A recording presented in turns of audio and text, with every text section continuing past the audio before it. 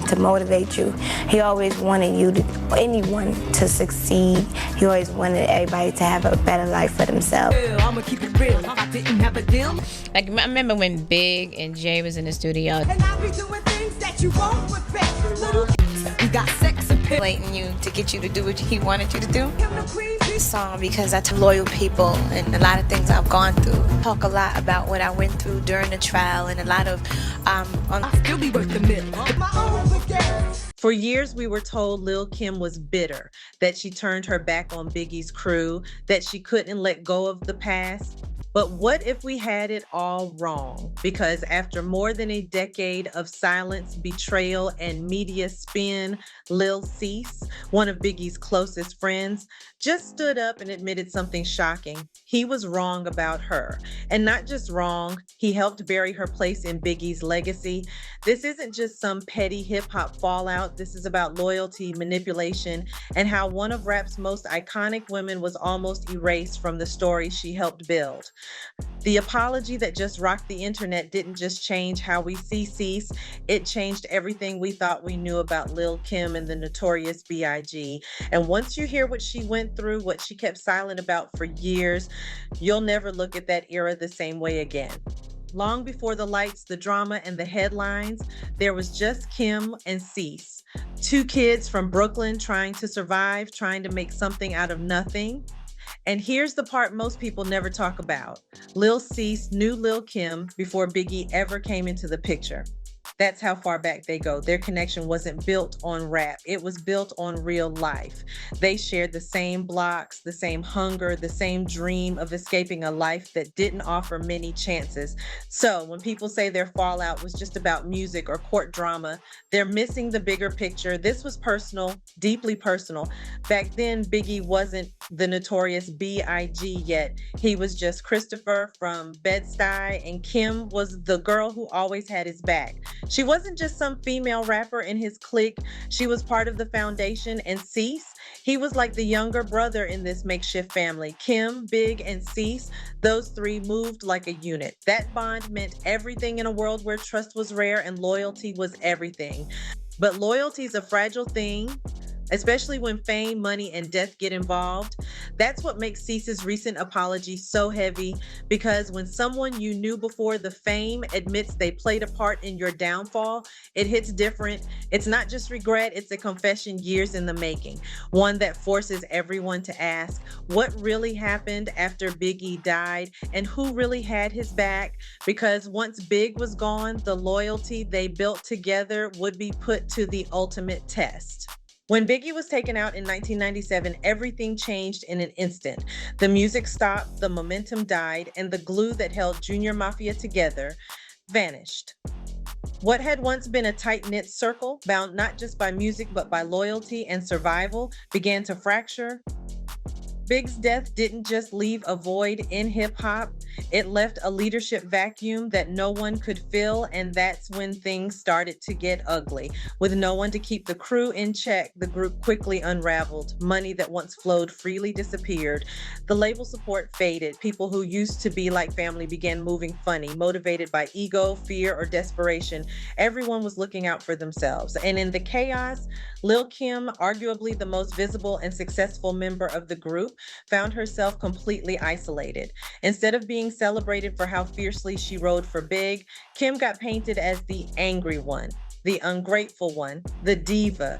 People acted like she had abandoned Junior Mafia, like she was too big to care, but what they didn't see or didn't want to see was that Kim had been pushed out, not by strangers, but by the very people she once considered her brothers. Lil Cease? He didn't speak up for her, not when the media twisted the story, not when fans started turning, not when she was being erased from the legacy she helped build. And that silence, that's what cut the deepest, because this wasn't just a falling out between artists. This was about family. Kim had been there in the trenches long before the fame.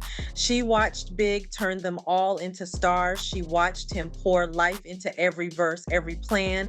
And now that he was gone, she expected at the very least a little loyalty. But instead, she got distance. She got silence. She got the cold shoulder from people who knew better. It wasn't just the fans who turned on her, the industry followed suit. She became a scapegoat, the one who changed, the one who couldn't let go. When in reality, she was grieving both a man and a movement. Biggie was more than her label mate. He was someone who believed in her when no one else did. And without him, the world suddenly seemed hell-bent on tearing her down. And while Kim was busy trying to hold herself together in public, behind the scenes, things were about to get even worse because a few years later, the betrayal wouldn't just be emotional, it would become legal. And Lil Cease would take a seat on the witness stand in a case that would change everything. By the early 2000s, Lil Kim wasn't just dealing with career politics, she was caught in a legal storm that would test every relationship she had left. In 2005, everything came crashing down when Kim was charged with perjury for lying to a federal grand jury. The case stemmed from a 2001 shootout outside Hot 97, a moment that became infamous in hip-hop history. And when the prosecutors started gathering witnesses, they didn't have to look far. One of them was Lil Cease. He took the stand, testified under oath, and even if he didn't directly point the finger, just his presence in that courtroom felt like a betrayal to Kim. He later tried to downplay it, saying it wasn't that serious, that the media exaggerated it, that he didn't say anything that could have sent her to prison. But let's be real, perception is everything, especially in hip hop, where testifying in a federal case is the ultimate taboo. Snitch isn't just a word, it's a scarlet letter. And for Cease to sit on that witness stand, even if only to tell the truth, sent a clear message. When it came down to it, he chose himself. And Kim, she paid the price. She was sentenced to a year in federal prison, 30 days of house arrest, 3 years of probation. She served her time in Philadelphia, far from the lights and cameras, with no crew beside her, no junior mafia, no Cease, just silence. In the years that followed, Cease would try to explain himself. He claimed there was nothing he could have said to stop Kim from doing time, that her own lies sealed her fate. But in Kim's eyes, it wasn't just about the legal consequences. It was about loyalty, about trust, about a bond that had been broken in the worst way. Because whether or not Cease's words put her in prison, the fact that he even showed up to testify was enough to erase any trust they once had. And the media, they ran with his version. Kim became the problem, the one who lied, the one who caused her own downfall. While Cease, he got to walk away like the honest one, the reasonable one. But honesty without loyalty isn't honesty, it's survival. And in Kim's world, it felt like everyone she once held close had chosen survival over solidarity. That trial didn't just break her legally, it broke the entire foundation of what Junior Mafia once stood for. And in Kim's silence, a new narrative took shape, one that left her out of Biggie's legacy, while the men around her reshaped the story to fit their image.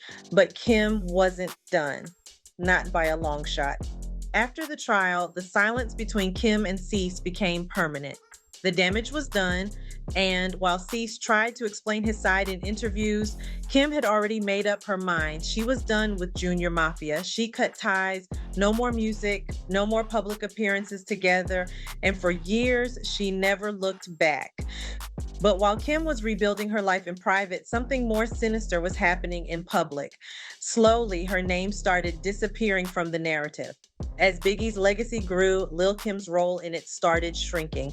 The industry that once hailed her as his ride or die now treated her like a footnote. And the people closest to Big, people she once called family, weren't exactly rushing to correct the record. Then came the final slap in the face, the Notorious movie. Released in 2009, the biopic about Biggie's life was supposed to honor his legacy, but instead it distorted Kim's image beyond recognition. They painted her as nothing more than a side piece, some over-emotional, unstable woman obsessed with Big. The creative partner, the lyrical assassin, the woman who helped shape an era, she was nowhere to be found in that version of the story. And the most insulting part, Kim wasn't even consulted, no calls, no script review, no seat at the table. They cast someone to play her without even asking how she wanted to be portrayed. The movie turned her life into someone else's version of the truth, and Kim wasn't having it. She showed up on set with her lawyers demanding answers, furious that her story had been rewritten without her voice. But the damage was already done. The media rolled with the studio version, and for a whole new generation of fans, that's who Lil Kim became. An exaggerated character in someone else's legend, and the erasure didn't stop there. In 2011, Monica released a track called Anything to Find You, a clear tribute to 90s hip hop, and she invited Kim to be part of it. But at the last minute, Kim's verse was removed. Why? Because Biggie's estate, controlled at the time by his mother Valletta Wallace, refused to clear the sample. Monica later went public, heartbroken, saying she and Missy Elliott fought to keep Kim on the track. She even posted, "Lil Kim will get the respect she deserves at all costs." But respect doesn't always come easy when you're a Black woman in hip hop, especially one who refuses to stay quiet. Despite all that, Kim still showed up. She still honored Big at tributes. She still shouted him out in her music. She even showed up to Valletta Wallace's funeral when she passed, putting years of tension aside to pay her respects. Because while everyone else was playing politics, Kim was still holding on to something deeper: loyalty.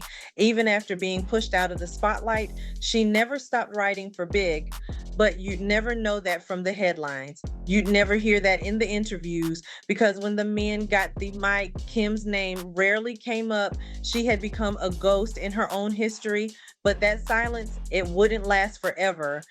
For over a decade, Lil Kim carried the weight of betrayal in silence. No public outbursts, no diss tracks aimed at Cease, just quiet distance and the kind of dignity that only someone who's been deeply wounded can hold. But in 2019, everything changed, because on what should have been just another tribute to Biggie, something happened that nobody expected. Lil Kim hosted a dinner in honor of Big's birthday, an annual tradition meant to bring together the people who knew him best. It was a night of memories, music, and healing, but what made this particular dinner different was who showed up and what he had to say. Lil Cease stepped to the mic, and in front of a room full of peers, press, and people who watched the drama unfold for years, he publicly apologized to Lil Kim. It wasn't rehearsed, it wasn't for clout. It was raw, emotional, honest. You are my sister," he said, choking up. "You're not a real sister, but you are my sister. God is good." His voice cracked.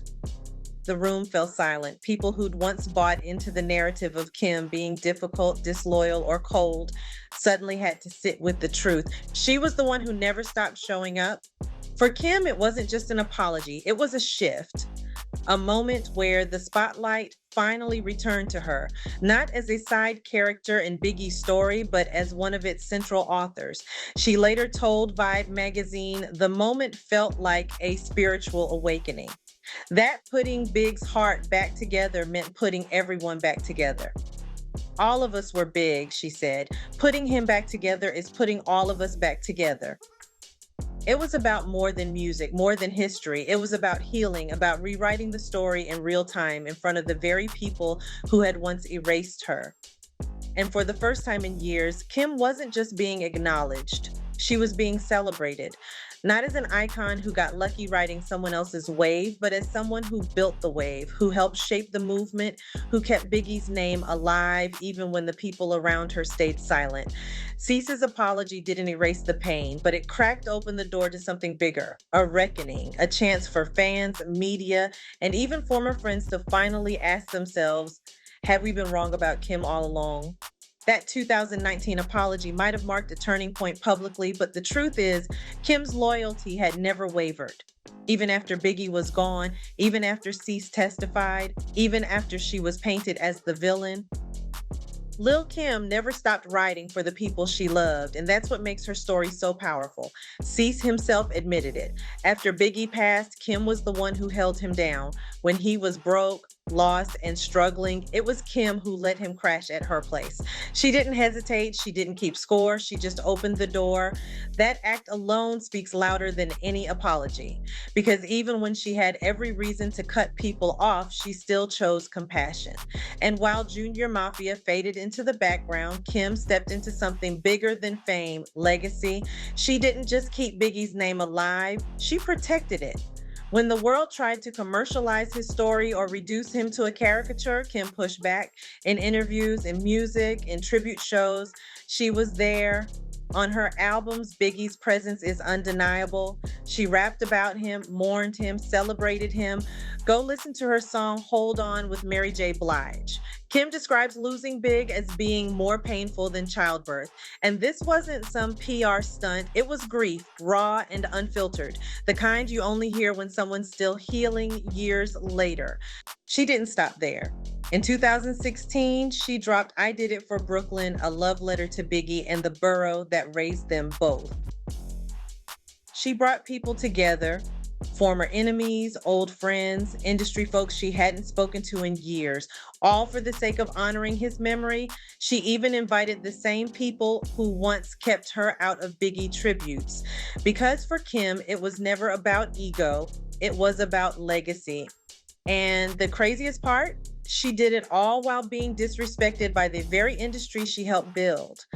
Most male rappers wouldn't have had the humility to keep showing up. They'd have cut ties, aired out their enemies, maybe even burned bridges on record. But Kim, she kept it classy, graceful. She let her loyalty speak louder than her pain. That's the part people are finally starting to realize. Lil Kim wasn't just some rapper who had a relationship with Biggie. She was one of the few people who stood by him before the fame, during the chaos, and long after the world moved on. And in a genre where loyalty is always talked about but rarely lived, Kim lived it, quietly, consistently, unapologetically.